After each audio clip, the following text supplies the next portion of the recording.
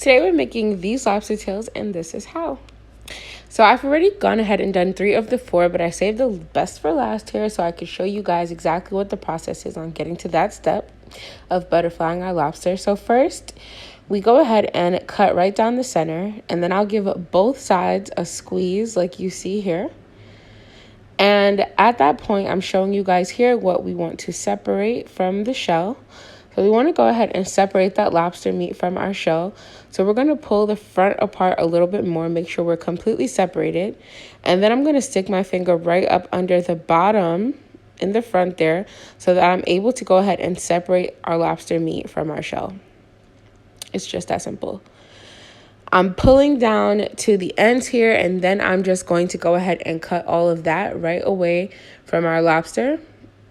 Some videos you'll see maybe people don't do that, but this is the way that I do things, guys, and I'm just going to go ahead and show you that way. I don't want anything in my pan that I don't want on my plate. So I'm going to go ahead there, and once I've got this removed, just simply go ahead and fold my lobster tail right back over our closed shell here.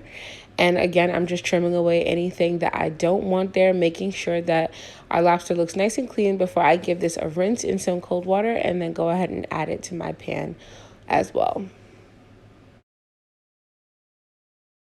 Alrighty, so here I have 2 tablespoons of butter, and I'm going to add to that some slap ya mama. I'll add to that some parsley. After the parsley, I'm going to add some fresh ground black pepper here.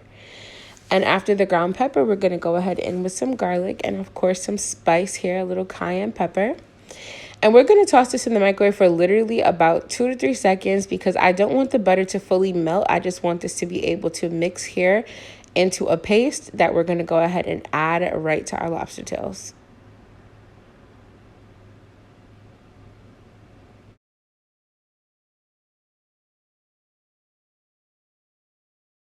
So this is what our paste looks like, and we're going to go ahead and just literally brush that right onto these lobster tails, which I'm going to speed up, but you'll see it's just an even coat right over the top, and then we're going to go ahead and get these lobster tails in the oven.